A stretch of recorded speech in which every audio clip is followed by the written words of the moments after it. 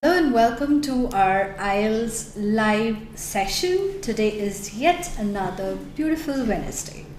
Welcome to our speaking session. So today's discussion topic is IELTS speaking, and we're going to talk about part 3 questions.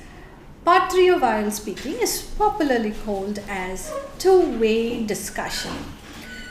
So let's see a huge hi from everyone watching us live right now. It'll be great, it'll be lovely, it'll be wonderful if you could also add where you're watching from, because I'd love to know the kind of audience we have. Well, why did we take up the IELTS speaking as a topic is, in the last couple of live sessions that we went on, we were taking up different topics like preparation, IELTS reading, and most of the questions that came up even when we conducted an IELTS session on reading were regarding speaking. And that is exactly why we've come up with this topic, that is IELTS speaking, because I'm sure that many of you out there are very keen on improving your speaking skill, especially if you're preparing for the IELTS. Well, yes, good afternoon Anamika, good afternoon Anamika. Mithun has said a hi. We have Tina Ipe saying good afternoon. That's indeed great. Shyamlal says hi Sangeeta ma'am. Hi Shyam. I hope you're doing great. Well, lots of people joining in. I can see a lot of you watching us live right now, which is great. We're going to have lots of fun, and I hope that you have fun as well and it becomes a fun learning. Ankita Krishna says good afternoon. Good afternoon Ankita. If you're in India or somewhere close by to our country, probably this is a time if you're working or studying where you're having lunch, because 1 to 2 is a good time. I would say one of the most appropriate time to have your lunch. So when you have your lunch, probably as a side dish, you can have our IELTS speaking live session to help you prepare for that test of yours. Now, what is IELTS speaking part 3? Great. So let me just check what my viewers on YouTube are telling me. Do we have our viewers on YouTube? Yes, a lot of highs coming in, which is great.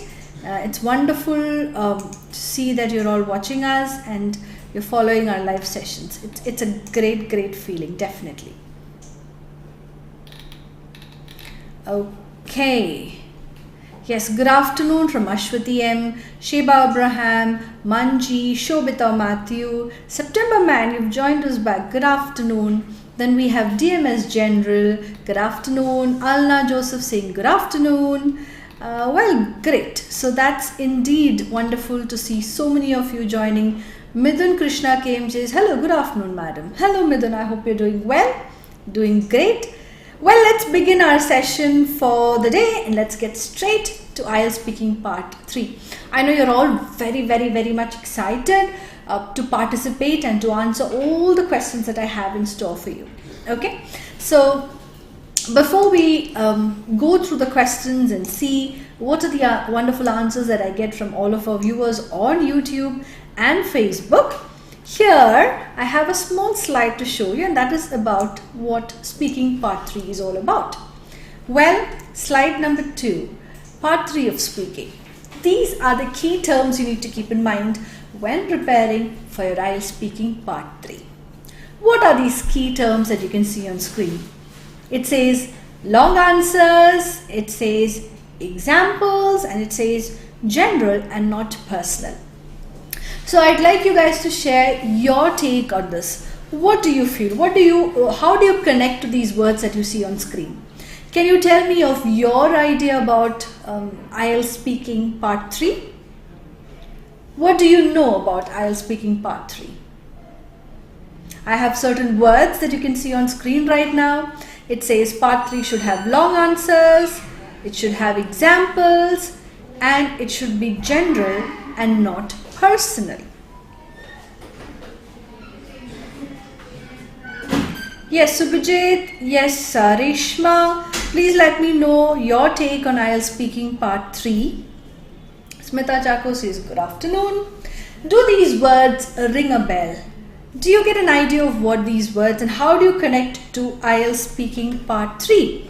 Let's see what my people on YouTube have to say regarding IELTS speaking part 3. Well, I can say a lot of good afternoons. Yes, guys, it's a wonderful afternoon. And my question is up on screen. Prinsha says hi. Yes, so let me know, what do you think about IELTS speaking part 3? Do these words ring a bell? Do you understand something? What is your connection? Like I've written the word long answers. What do you mean by long answers? Can you give me your explanation on part 3, the last part? That's the third section of IELTS speaking. Long answers, examples, and general, not personal. What do you feel about it? Do let me know. Are there any takes on IELTS speaking part 3? Let's see. Yes, people on YouTube, it's time for you to answer. Let's see who responds first. Is it my viewers on YouTube, or do we have our viewers on Facebook responding to the question? What do you understand by part 3 of speaking? Okay, so we have our first response pop up on Facebook, and the response is from Shamlal, and he says we have to answer in detail and add examples that are not entirely reliant on personal experiences. Thank you so much, Sham, for sharing your idea on IELTS speaking part 3. Well, indeed, that's a great response from Sham, and he says we have to answer in detail and add examples that are not entirely reliant on personal experiences.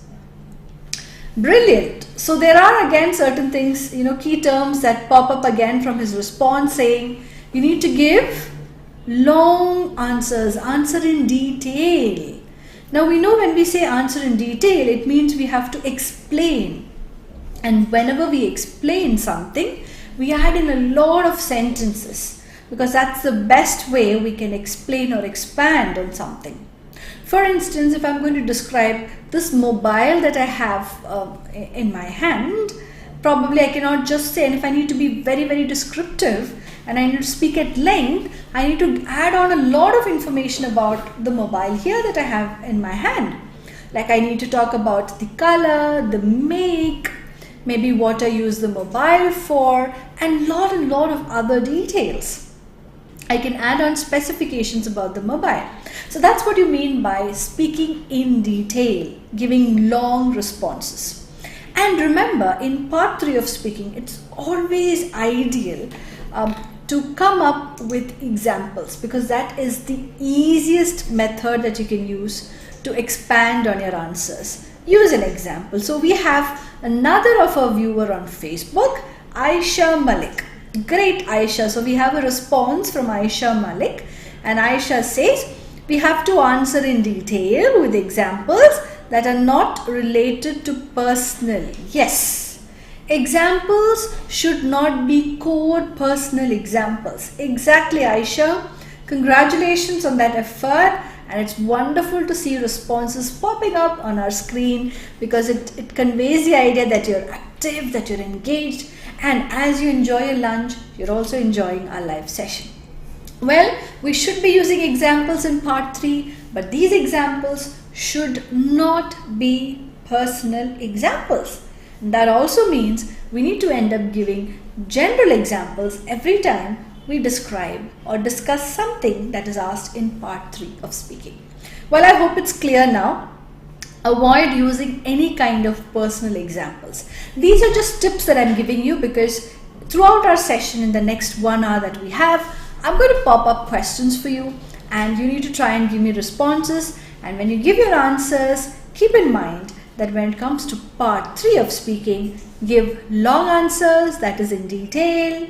Use examples, but these examples should not be personal examples. Well, let's get started. There are different types of questions that are possible when it comes to part 3 of speaking. Now here the examiner will ask you questions on a very general topic. Alright, so let's see if I have someone on YouTube respond. Well, I cannot see a message.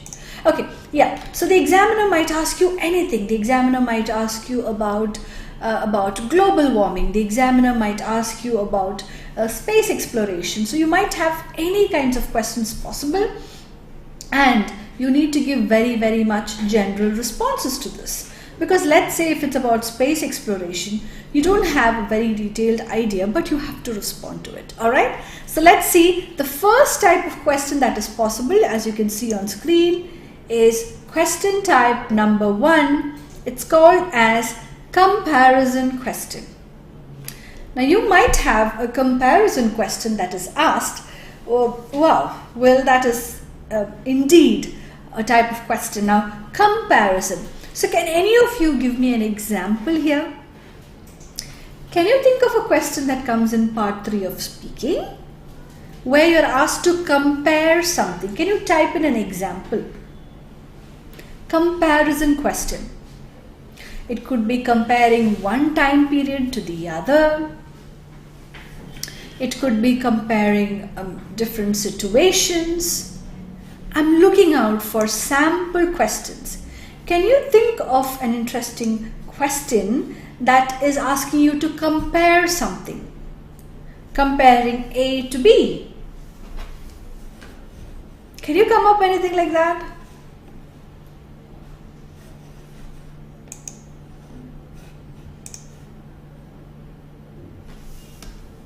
Okay, now let's say, for example, the comparison question could be, compare the kind of places that people visited for vacation 50 years ago when compared, or 50 years ago, to the kind of places that people go today.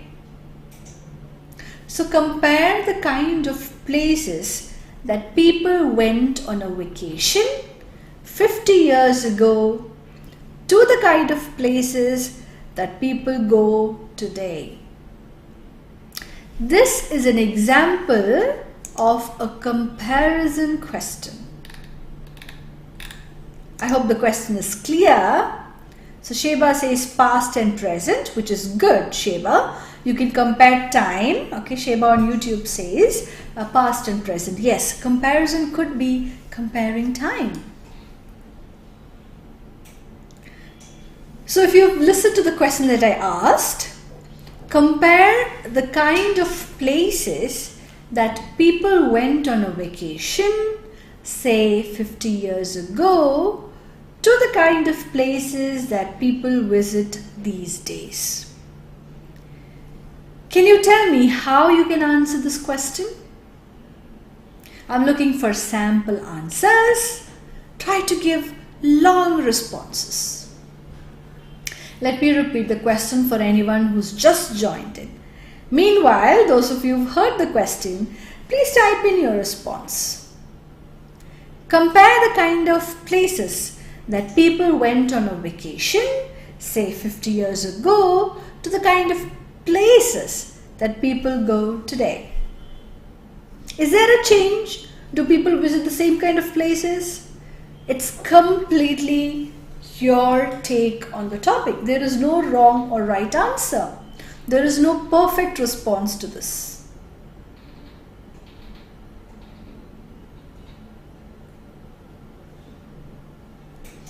Okay, waiting for responses. Let's see who pops in the answer first. Is it the people on Facebook watching us live, or do we have our wonderful viewers on YouTube giving us a response to the question? You need to talk about the kind of places that people went on a vacation 50 years ago. So if you can't think of 50 years ago, just think of your grandparents. Okay? The time of your grandparents, when they were probably quite young or when they were just married. What kind of places did they go on a vacation? And what kind of places do we go these days? Is there a change? Do we go on the same kind of places? To the same kind of places? No, I don't think so. But how will you talk about that change? That is what is important. Let's see who is that brilliant IELTS candidate coming up with a response to this question. I understand if you're probably having lunch, it might be difficult to type out, but still try if you can give a response. Okay, so let me give you a sample by the time somebody types in a response here. So we're going to compare the kind of places that people went on a vacation 50 years ago. So I'm going to think of my grandparents. I'm going to think of the time when they were younger. So what kind of places did they go on a vacation? Okay, or maybe, I wasn't born 50 years ago. So of course I cannot think of my childhood, but I'll have to think about my parents as children probably. Where did they go on a vacation? Where do I go on a vacation now? So I'm going to do a comparison of these two different time periods. So if I were to give you a sample answer, I would say something like, there are definitely huge differences in the kind of places people chose 50 years ago when compared to the kind of places that people go today. For example, so I'm giving an example here saying, for example, I remember my mother describing going to religious places like probably churches or temples on a vacation. That's where her parents took her.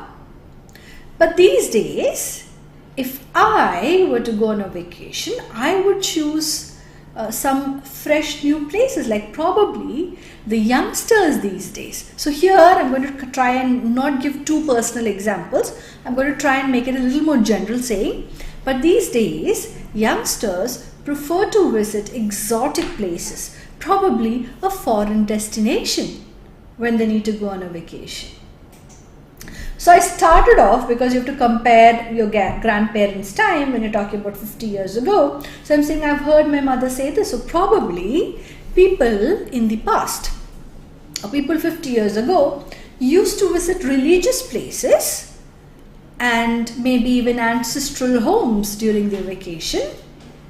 But these days, of course, people visit exotic locations. So yes, I have Prince Jairaj on Facebook. Okay, so Prince has given me a great response. I'm going to read it out. So if you can have Prince's response on screen as well. So Prince, thank you, and your response is this. It says, in the past, people tend to travel within the country, whereas nowadays people travel to other countries for the holiday. That's another brilliant way to compare. Okay, you're talking about traveling within the country as the past. Okay, so you can talk a lot about it. What do you mean by within the country? Which were the popular places? You can add on examples there. And Prince continues to say that, but nowadays people travel to other countries for their holiday. So Prince, that is an excellent start to your answer. If you're an IELTS candidate preparing for the test, my suggestion would be to try and expand this. Okay, but it's an excellent start to the answer. You've made a very clear statement there saying, in the past people traveled within the country, but today people travel to other countries. So that's a very, very clear statement there. Now what you have to do, Prince, is try and expand the answer.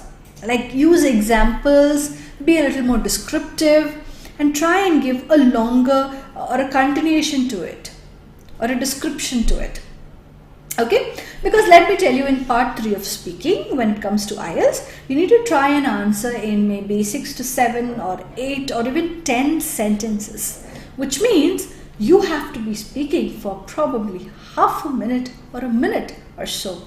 Okay, so 8 to 10 sentences would be ideal length for a part 3 response. Now, why do I give a sentence count? The examiner is not going to count your sentences, but they're just going to check how long can you, speak. For how long can you speak on a question asked? Now, if I just say, oh yes, there are differences, and stop, it simply conveys the idea that my control over language is really, really weak.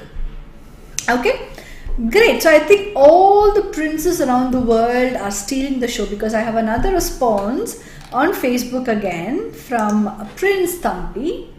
Okay, earlier it was Prince Gerard, so we have Prince Thambi now, and he adds saying, in older days, people visit relatives within their country. On the other hand, today people explore other countries rather than meeting relatives.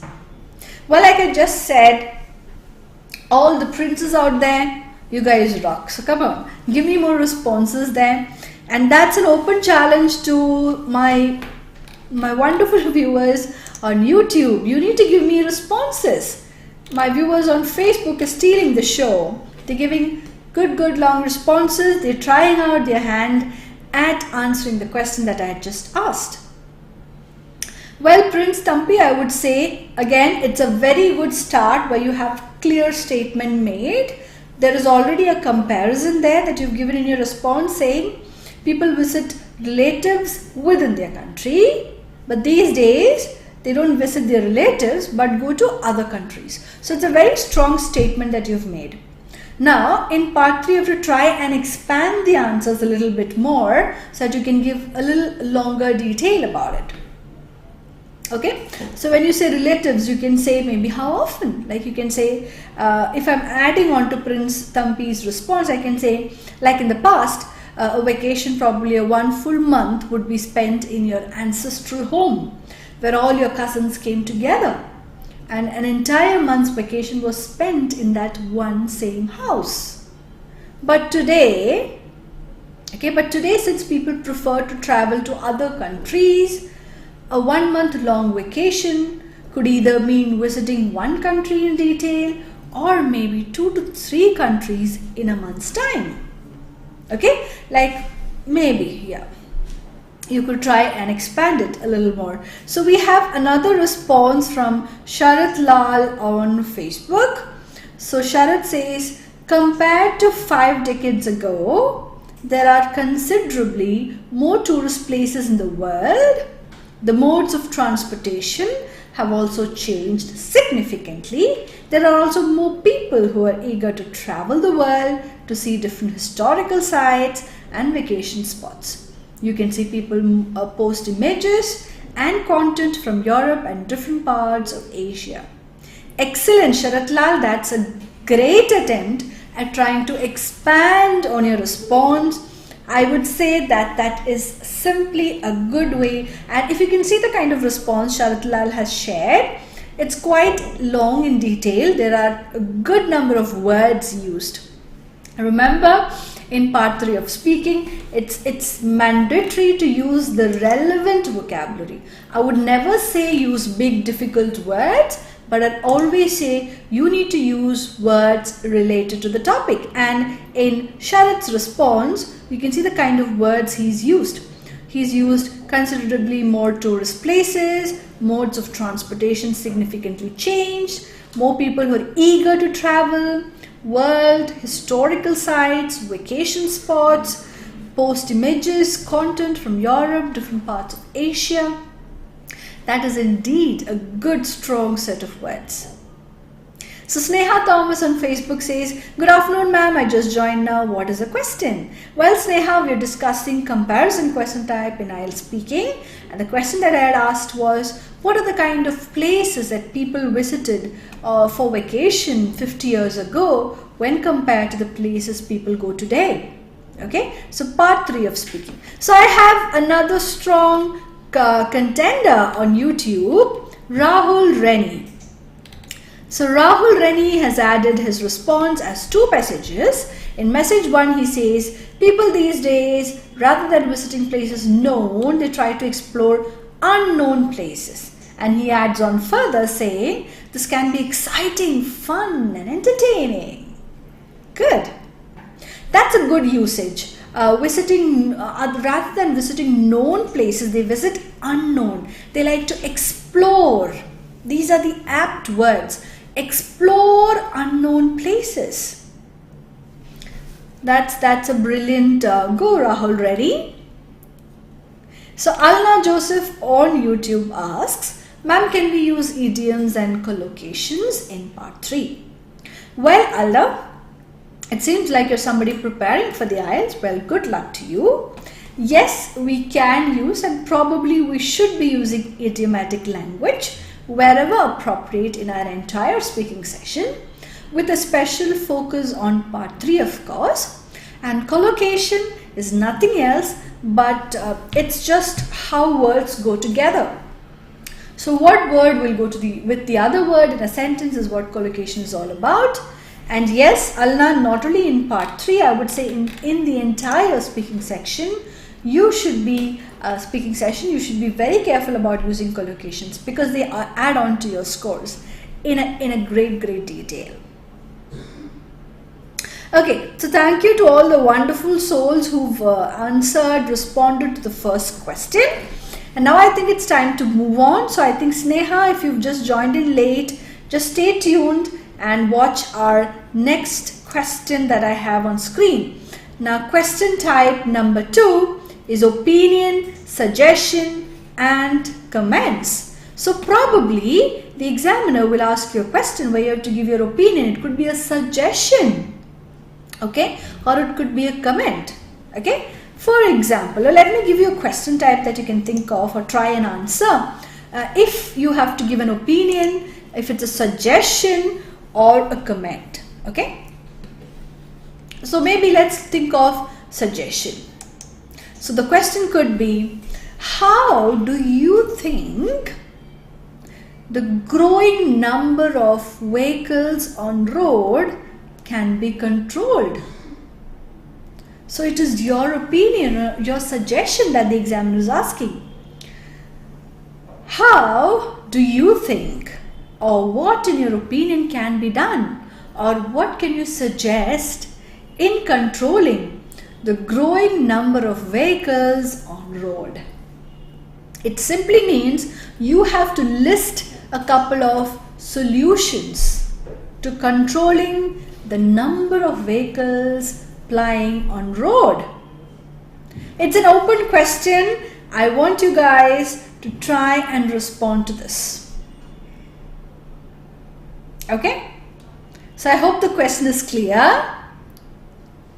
What suggestions you can give, or what do you think can be done to control the increasing number of vehicles on road? Yes, the challenge is now open. Is it my people on YouTube as ever supportive, or do we have people on Facebook giving a response? So let's see who responds first. Okay, I think there is a question by Subi Koshi on YouTube, and Subi asks, I want to know about speaking section. So Subi, all you need to do is continue watching our next half an hour or so for the live session. We started off at 1 o'clock and probably you missed some half of our discussion, but that's okay. Just continue watching. You'll get to know about speaking part 3, the third section of speaking. That is what I'm discussing right now. And if you watch all our upcoming live sessions and probably go back to our previous live sessions, you can get a lot of other sessions that we've done on speaking. But just stay tuned for our upcoming sessions as well. Well, the question is open. I want you to tell me what ways or what suggestions do you have in reducing the number of vehicles on road. Well, when you think of number of vehicles, see, idea generation is important. What does quickly come to your mind? Some idea would definitely pop in, right? You have to talk about how you can reduce the number of vehicles on road. What can be done? Maybe you can think of a public transport system, like public trains, public buses. These are good options. But that's just one solution. Can you think of 2 to 3 different solutions? Different ways in which the number of vehicles on road can be reduced. I just said probably, we can encourage the use of public transport system. Maybe. But how will you give an answer? Try and type out your responses. It's wonderful, it's fun, it's exciting, like Rennie said, to read out your answers. and you get to learn on the go. You're seeing other samples as well. Well, this time YouTube is first. Again, Sheba Abraham. Thank you, Sheba, for that response. So Sheba has answered saying, well, the number of vehicles on road are increasing day by day. In my opinion, improving public transportation can reduce the number of private vehicles as well as traffic congestion. Wonderful. That's indeed quite appreciable. That's a good attempt. Like I've already said, Sheba, improving is typo. That's okay. So Sheba, what you need to do is, this is one solution that you've given. If you can think of 2 other solutions to add on, because you need to give long answers. Remember, we just discussed that part 3 of speaking should be long. So other than just giving one solution, you can try and think of 2 or 3 different solutions. So we have another response from Sneha Thomas on Facebook. So what is Sneha saying on Facebook? She says, people shifting to using public transport will help reduce the number of vehicles on the road, which will help in reducing traffic congestion. That's a good detailing that you've done, Sneha. That's a brilliantly constructed sentence. And again, I would say you've just given one solution, Sneha. So can you try and add 2 to 3 different solutions in your same answer? A good attempt indeed. So I can see Suryashri S. Prabhu. Good afternoon. Suryashri, you were there active last live session. I'm expecting responses from your end. Thank you for joining in our live session. Okay, so one solution I gave is maybe public transport system. What else can you think of? There are more vehicles on the road. How can I reduce it? Public transport is one solution. I need to think of 2 or 3 different other solutions. Preeti Charles on YouTube says, by using public transport. Yes, Preeti, but that's a very, very short phrase. You need to try and give very long sentences, a short paragraph, I would say. Just like how Sheba tried answering on YouTube, or Sneha is trying to answer on Facebook. Sibi Paul Varghese again says on Facebook, increasing Uber services. Okay. So while we talk about using public transport, Sibi's solution is Uber services. So probably Uber taxis, Uber rickshaws, maybe yes. So that's easy to hire as well. You just need a mobile app. So probably that's a good solution. Can you think of anything else that can be done?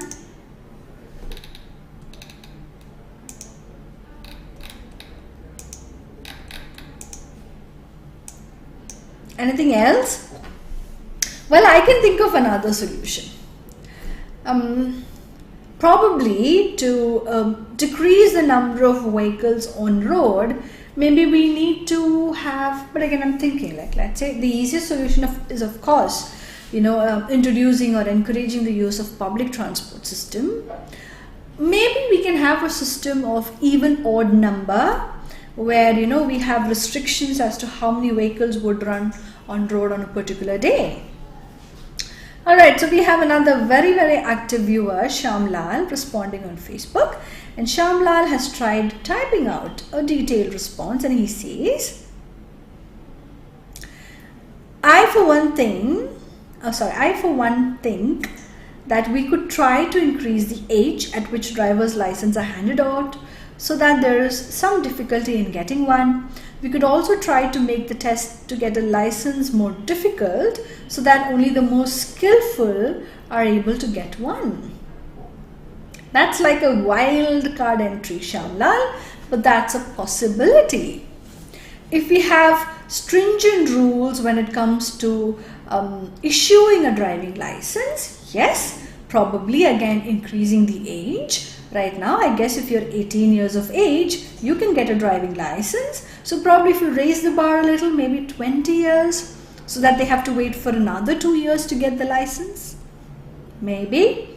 And again, if you have a more difficult test, in place, it is not going to be very easy for everyone to get a driving license. That could also reduce the number of vehicles on road.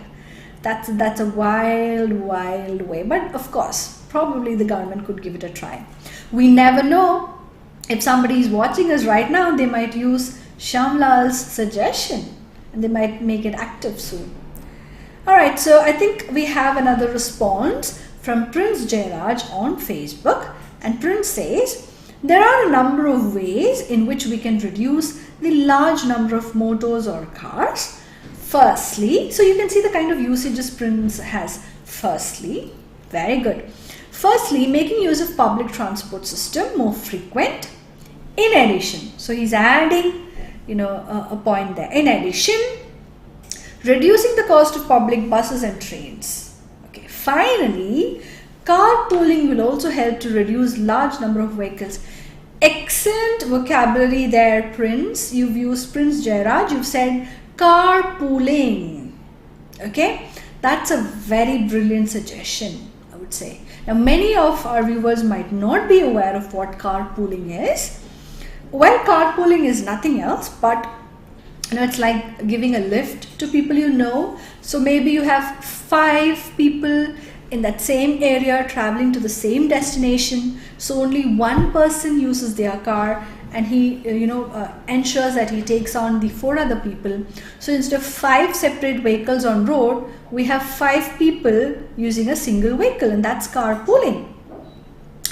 Great. My suggestion here, Prince Jairaj, is that you've given 3 different solutions, which is great. But if you can try, and each solution that you've added, if you can try and explain a little more, that would be a perfect answer. Now, Jewel Maria on Facebook has added saying, in private vehicle, try to accommodate who all can use that if they're going to the same place. Jewel, so she's just responded to what carpooling is. Excellent. We have Krista Manayat. I'm sorry if I pronounce it wrong, on Facebook, saying, in my opinion, increasing the road tax can encourage people to rely more on public transport, thereby reducing the number of vehicles on road. Well, again, that's a good suggestion. Krista, it's a good attempt. Try and include maybe a few more, solutions to your answer. CB Paul has added saying increasing the charge of fuel. That's another solution, of course.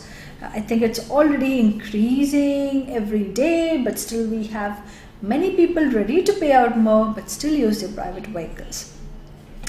Okay, so we have our YouTube viewer saying, we will not give up if we have good responses on Facebook. Well, definitely we are back on YouTube as well. So I have Anti-Spaminator. That's an interesting name. Anti-Spaminator on YouTube saying, well, I think there are a number of ways to reduce the number of vehicles on road. Hiring efficient traffic police officers can help in regulating traffic, or restricting the number of vehicles a family can own can also help. Brilliant. Restricting, can you see that word, the usage, the construction there? Restricting the number of vehicles a family can own can also help. Now that, I would say, is a perfect example of a good sentence. Instead of just saying restricting the number of vehicles a family can own, full stop, that does not make any sense or any meaning. But if you say restricting the number of vehicles a family can own will also help, which means you're saying that's a solution to reducing the number of vehicles on road. So Anti-Spaminator could go. Okay.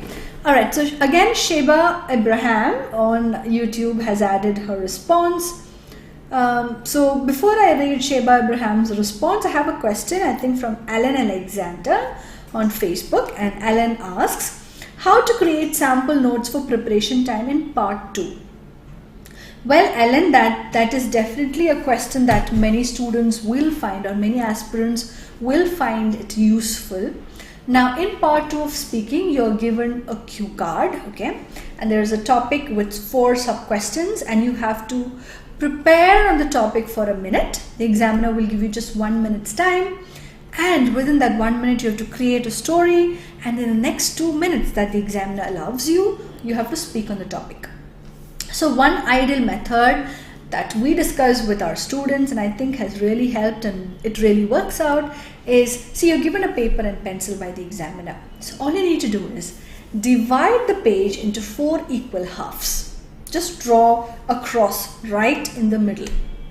Okay, so you have 4 different halves on the page and use one half for a question and just make notes there. So if the question is talk about a cake you recently had, the first question is when did you have it? Next is why did you have it? Where did you have it from? And how was the cake? 4 questions. So in the first half that you've divided, the question you need to answer is when did you have the cake? So you're going to write down maybe words to help you expand that answer.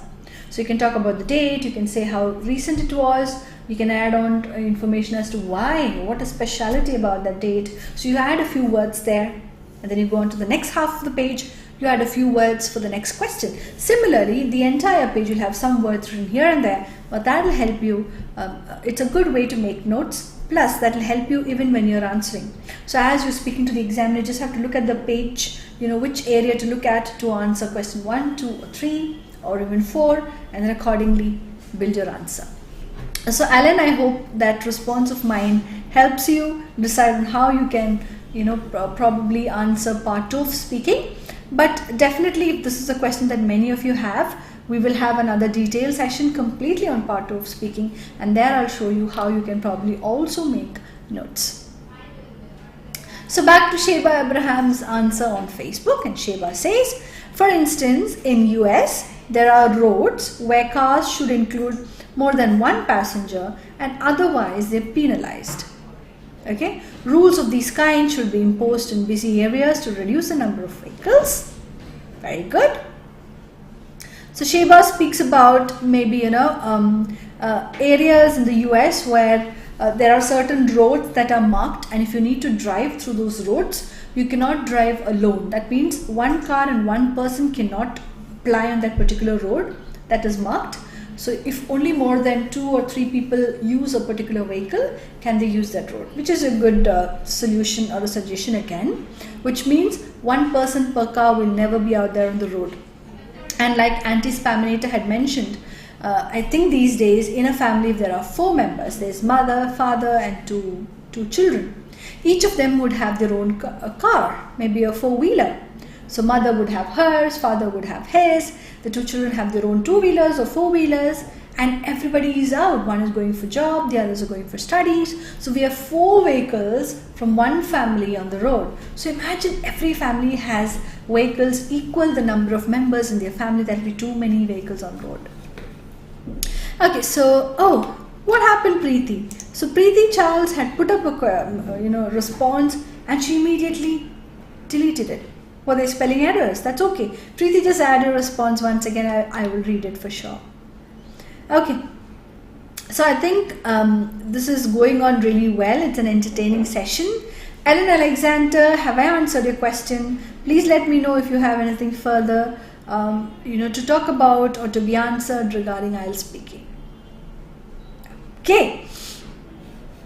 So Preeti on YouTube, I'm waiting for your answer. I know you did try putting in a sample response, but by the time I was just responding to the other somebody else's answer, it seems like you've just retracted your message. Okay, maybe you're constructing another sentence there, which is fine. So I hope you're getting an idea of the kind of responses you need to give in part 3 of speaking. They need to be really, really long. Well, at this point, if you're wondering, how do I know all of these details? How do I prepare for the IELTS speaking? Well, that's very simple. We have a wonderful resource which is called as IELTS Maestro. This is indeed, I would say, a revolutionary book. It has all the 4 modules explained in detail. Especially when it comes to writing and speaking, you have lots of sample answers there. Sample essays, sample task 1 answers. We also have sample speaking responses. And this is an excellent learning tool. It's available on our website. All you need to do is www.medcityinternationalacademy.com. You log on to our website and you can easily purchase the book. It's freely delivered across India. So anywhere in the country, you can get a free delivery. Okay? and it's available on Amazon and Flipkart as well. So you can purchase using Amazon, Flipkart, or just log on to our website. Well, yes, at this point I would also say, because our session is on speaking, and if you're thinking, okay, well, this book might have sample answers, but how do I need to watch videos to learn speaking, IELTS speaking? Well, if that's the case, I have yet another solution for you. It's called as the MedCity IELTS app. Well, you have brilliant videos on IELTS speaking, a lot of sample videos there, okay, when it comes to IELTS speaking. With feedback. So you get to see how two people perform in IELTS speaking. Then you get a feedback as well. So you will know what did they do right, what did they do wrong, how are they scored, what are the areas they need to improve. Not only for IELTS speaking, you have all video lessons for IELTS listening, reading, writing as well. So this is a wonderful app, MedCity IELTS app. It's available on Android and the iOS version. So all you need to do is go download the app. It's free, and with a small payment you can get additional access to video lessons. So if you want to use it for free, you're okay to go ahead and use it for free. You want more videos, you really loved all the free videos, you're looking for more details, then just purchase by paying a very, very small amount. Okay, so I think we have a response again on Facebook, and it's shared by Just Mary Sam, and she says, the growing number of vehicles can be controlled in several ways. Firstly, there should be a proper maintenance of the traffic system, especially during the work hours. People rush and create a nuisance on the roads. This creates noise pollution too. Okay, so here you can see how she's explained a point, and how, she's given a point, okay, and the point is maintenance of traffic system, okay, especially during work hours. And she says why the work hours is important for traffic rules to be maintained, and she expands the reason for it. Okay, so on Facebook, I think I have Sumalata Samuel saying, good afternoon, ma'am. How can I join for OET classes? Well, Sumalata, relax, not a problem at all. You will have one of our team members contact you.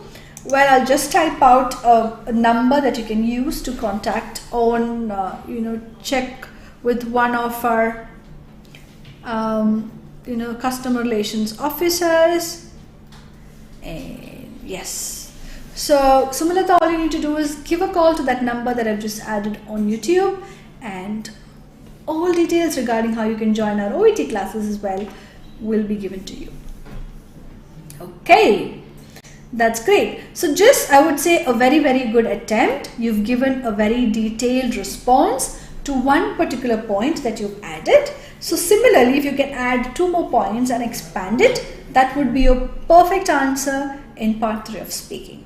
So yes, brilliantly well done today. Responses, sample answers are coming in at I would say at a great pace. Sumalata says thank you. You're always welcome, and I hope you enjoy our sessions, be it IELTS or OET. Alright, so let me show you another question type in part 3 of speaking. On screen I have question type number 3. Well, this is very interesting question type. It's called as speculation or prediction. It simply means you're going to talk about something that you're not sure of. You're going to speculate. It's about the future. Speculation simply means talking about something probably mostly in the future. Okay? For instance, if I were to give you a question type, for this particular question type, which is speculation or prediction, the question could be something like, when do you think people will start living on the moon? Speculation. When do you think people will start living on the moon? For this I can always tell the examiner, sir, I have no idea about it, but that's not what IELTS speaking is about. It's to check your language ability. So you need to respond. Remember this one trick. Never say no to a question. Answer it anyhow. Whether you know it or you don't know, you need to give a response. Now, this speculation question that I asked you is, when do you think people will start living on moon? So you have to speculate, you have to guess, and you have to justify. Now, if I say 10 years later, I need to justify as to why I think in 10 years' time, people will start living on moon. Or if I just say never, they'll never live on moon, I have to justify why. Why do I say so? So can you try giving me a sample response to that question? When do you think people will start living on moon? How are we going to answer that question? I mean, when will people start living on moon? I mean, if I were to answer this, I know for sure that people will definitely someday live on moon. But why do I feel that urge? Why do I feel it so strong? Why do I think people will live on moon? So I'm connecting. So I think so because there is a lot of research, there is exploration happening on moon about the conditions for staying there, for living there. Then maybe I connected to another point saying, I know a lot of people who've actually purchased areas on moon or have actually invested money for space exploration of the moon, or things like that. I've read somewhere about Elon Musk doing his part on how he can send people to the moon. So I'm going to connect all of these ideas and say, okay, this is why I feel that people will start living on the moon. Okay, one is the kind of news reports that come, space exploration that's happening, money being invested by people. I connect Elon Musk and I connect all of these ideas and give an answer as to why I think and when I think people will start living on moon. Okay, so I need to give a time period there, a time frame. So I cannot just say people will, but I don't know when, because the question is, when do you think people will start living on moon? So I have to say something there. I have to say maybe in 5 years time, maybe in 10 years time, or I can just say probably very soon. Okay, and once I give a time frame there, I need to try and justify my answer. I need to say things in a little more detail. Okay, so can I have some interesting sample answers here? On Facebook, YouTube, let's see who comes up first with a sample answer to the question that I just asked. When do you think people will start living on moon?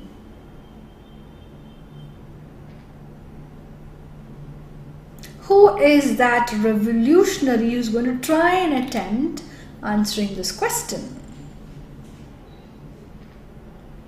I have a lot of people watching on Facebook, which is great. I have Hiran Patel, I have Ramesh Sharma, I have Mohammed Ayef, I have Paulson David, and wow, I have a response from Matthews Veena. Alright, let's see on Facebook. So how does, I think from the profile picture it's she. So she says, that's an interesting question. And Veena, that's I would say one of the best ways to begin answering that question. That's an interesting question. And she says, even I have pondered on that topic many times before. I think we would be able to live on moon pretty soon. See, this is the time frame she's given. Pretty soon. Like within a decade. But I'm quite doubtful on how we could survive in a place devoid of gravity. I'm sure that people will be able to go there within the next 10 years. So she says yes, maybe in a decade's time, in 10 years, but she's also raised a concern saying that, but she's just, thinking about gravity, without gravity, how do you survive? So she's just putting a question there, and that's a really interesting thing, to think about. Great going, Veena. That's a very good way to start the question. Start answering for that question, because she says that's an interesting question. Because the question is not an everyday question, right? It's something that you probably would not expect. So brilliant answer. I would say that's good enough, Veena. That's a nice response. And I have Anti-Spaminator on YouTube saying, I'll never give up. Here is my response to the question. Thank you so much. So let's read that. So Anti-Spaminator says, and this person has given the response in two halves. Okay. The first half says, well, I think it's a daunting task to predict that. Daunting task, excellent usage. Daunting simply means something that has a lot of work, something that requires a lot of hard work. Daunting, difficult. Okay. So he says, well, I think it's a daunting task to predict that. People will be able to move to other extraterrestrial bodies like Moon if and only if the environment there is conducive for living. And Anti-Spaminator continues saying, there are basic necessities that human beings need to survive anywhere. Once Moon provides that condition, then we will pay a visit. So certain words are missing, that's fine, I understand it's a typo. That's a great answer. Okay, thank you, Anti-Spaminator. I would definitely say good usages where you say conducive, the environment there is conducive for living. So there's a strong vocabulary used there. Not very I wouldn't say it's a very difficult word, but it's a very good word. It's an apt word. It's probably something we've all heard, but not that it's a common usage. So that's excellent, Anti-Spaminator. Well, we have some other responses coming up on Facebook, and Ravi John says, in the near future, people would establish habitation on the moon. Habitation on the moon. Given the amount of money being spent on space exploration, it would become a reality in the not so distant future. So you can see the good usages here. Thank you for that response. Given the amount of money being spent. Very good. I mean, it's almost the time for to end our session, but good responses coming in. So I'm going to read all of it and only then wind off. So Ravi John's response is good. You can see some good usages there. Given the amount of money being spent, that's an excellent usage. I have another response from Brintov Divya, and Brintov says, in previous times, they used to go at relatives' home, but now it has changed more. Oh, okay. I think Brintov is answering one of our previous questions. Okay, we have our most popular viewer today, Prince Jairaj on Facebook, responding saying, well, that's an interesting question. I reckon people will start living on moon within a few decades because there are a number of researches going on space station. I reckon, that's a good usage again. Alright, we have to check the number of parameters like oxygen level, water and food by which people can survive there. Great, Prince Jairaj, I think I should be giving you the trophy for today for being the most supportive, the most active and the most interactive viewer of our live session for today. So you can see some brilliant samples coming up. It has been I would say wonderful 1 hour session. Oh, there's another by Just Mary. Let's read that before we wind up today's session as well, because Just has taken a lot of effort to type it out. So Just Mary on Facebook says, well, this is a fascinating question. Now, if you could notice, Veena said interesting question, Prince Jairaj said interesting question. So Just Mary has just tried to deviate from using the same phrase, and she says, well, this is a fascinating question. We can't predict that living on moon very soon, but if yes, then we need to do a research and look ahead on it, and that how we can fulfill our needs as we already live in our own comfort zones.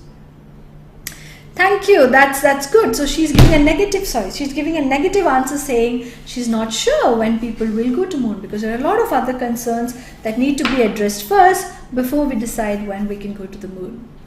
Great responses. You can always give a positive answer saying yes, we'll go in 10 years time, 5 years time, or we can also say we may never go to moon because this is a reason.